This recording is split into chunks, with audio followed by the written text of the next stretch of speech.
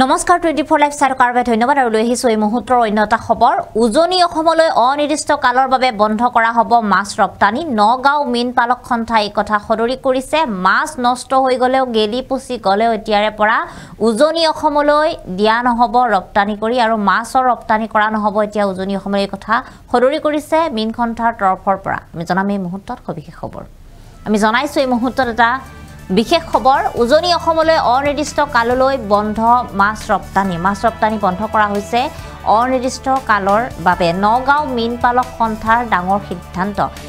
সিদ্ধান্ত গ্ৰহণ কৰিছে নগাঁও মীন পালক সন্থাই ইতিমধ্যে উজনি ধৰ্মীয় সংখ্যালঘুৰ বাবে কম দামত মাছ পোৱা গৈছে বুলি তেওঁলোকে উল্লেখ কৰিছে আৰু ইয়াৰ পিছতে এতিয়াৰে পৰা মাছ নষ্ট হলে উজনি অসমলৈ ৰপ্তানি কৰা নহব বুলি তেওঁলোকে এক ডাঙৰ সিদ্ধান্ত গ্ৰহণ কৰিছে আমি অসমত কৰবাৰ পৰা উৰি আহি থিতাপি লোৱা নাই বুলিও তেওঁলোকে মন্তব্য প্ৰকাশ কৰিছে তাৰ লগতে তেওঁলোকে কৈছে আমাৰ হাতত শক্তি আৰু সম্পদ আছে বুলি তেওঁলোকে উল্লেখ কৰিছে মীন পালকে স্পষ্ট কৰিলে মাছৰ ৰপ্তানি বন্ধৰ কথা ইতিমধ্যে উজনি অসমলৈ মাছ ৰপ্তানি বন্ধ কৰি দিয়া হ'ব বুলি কোৱা হৈছে মাছ গেলি পচি গলেও মাছ নষ্ট হৈ গলেও এতিয়াৰে পৰা উজনি অসমলৈ দিয়া নহব মাছ ৰপ্তানি কৰা নহব মাছ এনেদৰে উল্লেখ কৰিছে নগাঁও মীন পালক সন্থাই এক ডাঙৰ সিদ্ধান্ত গ্ৰহণ কৰিছে নগাঁও মীন সন্থাৰ তৰফৰ পৰা তেওঁলোকে উল্লেখ কৰিছে যে শিৱসাগৰ তথা তিনিচুকীয়ালৈ কেতিয়াও মাছ দিয়া নহব বা মাছ ৰপ্তানি কৰা নহব বুলি কৈছে আৰু ইয়াৰ লগতে তেওঁ কৈছে যে শৃংখল চলিহাৰ দৰে গুণ্ডাই বুজা উচিত যে ইয়াৰ পৰা অৰ্থাৎ নগাঁৱৰ পৰা উজনি অসমলৈ মাছ ৰপ্তানি কৰা নহব উজনি অসমত ধৰ্মীয় সংখ্যালঘু সকলৰ বাবে কম দামত মাছ পোৱা গৈছিল এতিয়াৰে পৰা মাছ নষ্ট হলেও আমি উজনি অসমলৈ মাছ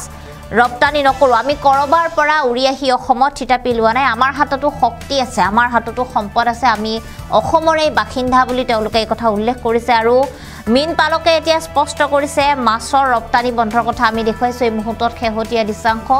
শেহতীয়া অসমত যি পৰিস্থিতি এই পৰিস্থিতিৰ সন্দৰ্ভত বিভিন্ন ধৰণে কেইবাটাও বিষয়ক লৈ বিভিন্ন ধৰণে প্ৰতিবাদ হৈ আছে আৰু তাৰ মাজতে এইবাৰ মাছক লৈ পুনৰ এনেদৰে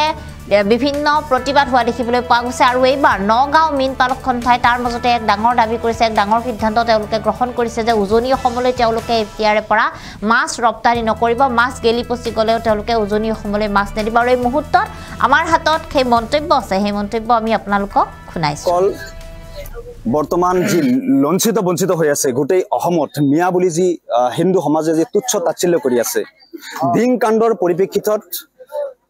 সঁচা কথা ক'বলৈ গ'লে যি উজনি অসমত লাচিত সেনাৰ নামত যি শৃংখল চলিহা নামৰ এজন গুণ্ডা প্ৰকৃতিৰ লোকজনে যি আমাৰ ধৰ্মীয় সংখ্যালঘু সমাজৰ কিছু শতাংশ মানুহ দুখীয়া মানুহ তেওঁলোকে উজনি অসমৰ বিভিন্ন জিলাসমূহত কাম বন কৰি খায় আৰু এই বিশৃংখল চলিহা নামৰ বিশৃংখলৰ সৃষ্টি কৰা লোকজনে আমাৰ উজনি অসমৰ এই দুখীয়া নিচলা মানুহবিলাক যিসকলে কাম কৰি খায় তাৰ পৰা খেদি পঠিয়াইছে আজিৰ পৰা আমি অনিৰ্দিষ্ট কাললৈ আমাৰ নগাঁও জিলাৰ যি মীন পালক সন্থা আছে আমাৰ নগাঁও জিলাৰ সম্পদ আমাৰ ধৰ্মীয় সংখ্যালঘুৰ হাতত বিহাল মীন যি মাছৰ ব্যৱসায় আমাৰ ধৰ্মীয় সংখ্যালঘুৰ হাতত আছে যি মাছৰ ৰপ্তানি কিন্তু উজনি অসমত এই ধৰ্মীয় সংখ্যালঘু লোকসকলে কৰে আৰু তাৰ পৰিপ্ৰেক্ষিতত কিন্তু উজনি অসমৰ লোকসকলে এই কম দামত মাছ খাবলৈ পায় গতিকে আমি আজি মীন পালক সন্থাই থিৰাং কৰিছো যে অনাগত দিনত অনিৰ্দিষ্ট কাললৈ আমি আমাৰ যি মূল্যৱান সম্পদ মাছ আমি উজনি অসমত ৰপ্তানি নকৰো বিশেষকৈ তিনিচুকীয়া আৰু শিৱসাগৰত দৰকাৰ পৰিলে আমি মাছ পচাই দিম তথাপি উজনি অসমৰ কোনো জিলাত আমি মাছ ৰপ্তানি নকৰো এটা ধৰিকণাও আমি উজনি অসমত ৰপ্তানি নকৰো প্ৰয়োজন বোধে আমি মাছ গেলাই দিম পচাই দিম নহলে যদি বিক্ৰী কৰিব নোৱাৰো তেতিয়াহলে আমি গুৱাহাটীৰ ফালে মাছ লৈ যাম তথাপি উজনি অসমত আমি মাছ নিদিও উজনি অসমৰ যি গুণ্ডা আছে এই গুণ্ডাকেইটাক আমি আজি বুজাই দিব বিচাৰিছো যে শুকান মাছ কিনি খাবলৈ আমি বাধ্য কৰাম বুলি আমি প্ৰতিশ্ৰুতিবদ্ধ হৈছো গুণ্ডা শৃংখল চলিহাই তেতিয়া গম পাব তাৰপিছত মাছৰ মূল্য কিমান আমাৰ হাততো শক্তি আছে আমাৰ হাততো সম্পদ আছে আমি অসমৰ নিচলা নহয় আমি অসমত কৰবাত পৰা উৰি আহি আমি ইয়াত থিতাপি লোৱা নাই উজনি অসমত মুছলমান মানুহক অত্যাচাৰ কৰি আছে কিন্তু তাৰ পৰিপ্ৰেক্ষিতত আমি এটা ডাঙৰ সিদ্ধান্ত লৈছো নগাঁও জিলাৰ মাছ আমি উৎপাদন কৰো এই মাছবিলাক লাগিলে আমি গুৱাহাটী পিনে ৰপ্তানি কৰিম কিন্তু উজনি অসমত অনিৰ্দিষ্ট কালৰ কাৰণে আমি ৰপ্তানি বন্ধ কৰি দিছো গতিকে সিহঁতে গম পাক যে মাছৰ কিমান মূল্য বৰ্তমান আমি মাছ ৰপ্তানি কৰাৰ কাৰণে সিহঁতে যেটো মাছ 1 টকাত আজি খাব পাৰিছে আমি যেতিয়া মাছ ৰপ্তানি নকৰিম তেতিয়া এই মাছ সিহঁতে 500 টকাত কেনেকৈ খায় আমি হেবিলাক চাই থাকি যদি কোনোবাই মাছ ৰপ্তানি কৰে কেতিয়া আমাৰ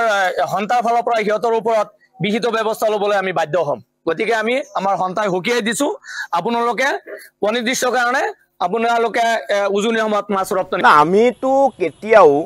কোনো কাৰণতে এটো কথা কোৱা নাছিলো যে উজনি অসমলৈ নামনিৰ বা বিভিন্ন ঠাইৰ পৰা বস্তু ইয়ালৈ অনা বা ইয়াত ব্যৱসায় কৰা বা বস্তু বিক্ৰী কৰাত আমি কেতিয়াও আমি বন্ধ কৰিম বুলি কেতিয়াও কোৱাই নাছিলো আৰু শেহতীয়াকৈ আপোনাৰ নগাঁও মিন সন্থাই যেটো আপোনাৰ তেওঁলোকে যেটো স্পষ্টীকৰণ দিছে বা তেওঁলোকে যেটো মন্তব্য প্ৰকাশ কৰিছে উজনি অসমলৈ তেওঁলোকে মাছ নপঠিয়াও বুলি যেটো কথা কৈছে এই কথাটো আমি এটা কথা আপোনালোকৰ সংবাদ মাধ্যমৰ যেটা আমি জনাই দিব বিচাৰিছো যে নামনিৰ মাছ দেখালে উজনি অসমৰ মানুহৰ একো নহয় উজনি অসমৰ প্ৰতিঘৰ মানুহৰ পিছফালে পুখুৰী আছে পুখুৰীত মাছ আছে প্ৰতিঘৰ মানুহৰ পিছফালে পুখুৰী আছে পুখুৰীত মাছ আছে আৰু নামনিৰ পৰা যেটো মাছ আহে যিবিলাক ইউৰিয়া দিয়া বুলি কয় সেই মাছবিলাক খাই মানুহৰ স্বাস্থ্য অৱনতি হৈছে স্বাস্থ্য উন্নতি হোৱা নাই আৰু নিৰামিষ খালে মানুহৰ স্বাস্থ্যৰ বা মানুহৰ আয়ুস বৃদ্ধিয়ে হয় আয়ুস নকমে আৰু এই কথাবিলাক কৈ আমাৰ যেটো লক্ষ্য আৰু উদ্দেশ্য এই লক্ষ্য উদ্দেশ্য বা কোনো আমাক কিন্তু বিচলিত কৰিব নোৱাৰে আৰু এটা কথা আমি যে আপোনালোকৰ সংবাদ মাধ্যমৰ আগত যে আমি এটা কথা কৈ আছো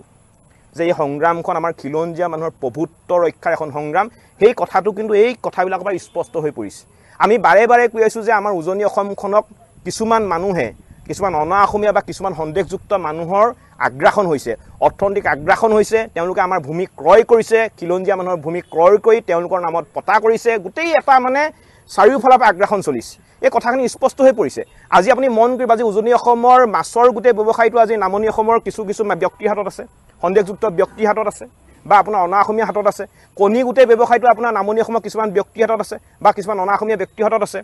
আপোনাৰ মাছ কণী মই নামনি বুলি যে কৈছো নামনি সন্দেহযুক্ত কিছুমান ব্যক্তিৰ হাতত আছে বুলি কৈছো দেই এটো কথা আপোনালোকক স্পষ্ট কৰি দিব বিচাৰিছো মাছ কণী ব্ৰইলাৰ শাক পাচলি গোটেইবিলাক কিন্তু আমাৰ কিছুমান সন্দেহযুক্ত নাগৰিকৰ হাতত আছে গতিকে হেতু কাৰণে কৈছো যে আমাৰ খিলঞ্জীয়া থলুৱা মানুহখিনি হাতত আনিব লাগিব হি নামনি হওক উজনি হওক আমাৰ খিলঞ্জীয়া থলুৱা মানুহখিনি হাতত থাকিব লাগিব আৰু হেতু কাৰণে সংগ্ৰামখন কৰা হৈছে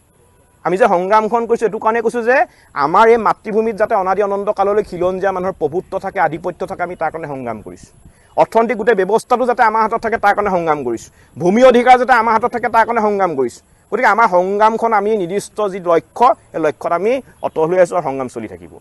যে নগাঁৱৰ মীন পালক সন্থাই এটা বাৰ্তা প্ৰেৰণ কৰিছে যে তেওঁলোকে আৰু উজনি অসমলৈ তেওঁলোকৰ মাছসমূহ নপঠায় আমি এটা কথা স্পষ্ট কৰি কওঁ যে মানে নগাঁৱৰ পৰা যদি মাছ নপঠায় তাৰ মানে উজনি অসমত মাছৰ কোনো আচলতে কমি নাই এই বস্তুটো আচলতে তেওঁলোকৰ এটা ভ্ৰান্ত ধাৰণা তেওঁলোকৰ এটা ভ্ৰম আমি এটা কথা স্পষ্ট কৰি কৈছো যে আমি বিচাৰিছিলো যে কি আমাৰ খিলঞ্জীয়াৰ হাতত অৰ্থনৈতিক অধিকাৰ থাকে কিন্তু আমি দেখা পাওঁ উজনি অসমৰ মৎস্য বজাৰখন আচলতে নগাঁৱৰ পৰাই হওক বা সন্দেহযুক্ত কিছুমান নাগৰিকে যিসকল আচলতে বংগমূলীয় লোক সেই লোকসকলে আচলতে গোটেই মানে বজাৰখন আচলতে তেওঁলোকৰ হাতৰ মুঠিত আছে গতিকে তেওঁলোকে যেতিয়া নিজে সিদ্ধান্ত লৈছে এই সিদ্ধান্তসমূহ আমি আচলতে প্ৰত্যাহ্বান হিচাপে গ্ৰহণ কৰি লোৱাটো অত্যন্ত প্ৰয়োজন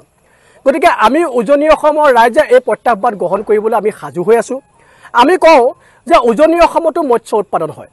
নগাঁও যি ইউৰিয়া দিয়া আচলতে যিসমূহ মাছ যিসমূহ খাই আমাৰ মানুহবিলাক উজনি অসমৰ মানুহবিলাক বেমাৰত পৰে এই মাছসমূহ নেখালেও আমাৰ মানুহবিলাক আচলতে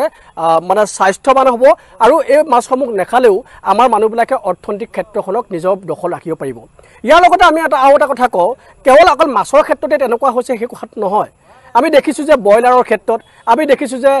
কণীৰ ক্ষেত্ৰত এইবিলাক গোটেই বিষয়বস্তুবিলাকক আমি চাব লাগিব এটা কথা স্পষ্ট খিলঞ্জীয়াৰ অধিকাৰ খিলঞ্জীয়াৰ অৰ্থনৈতিক অধিকাৰ খিলঞ্জীয়াৰ হাতত থাকিব লাগিব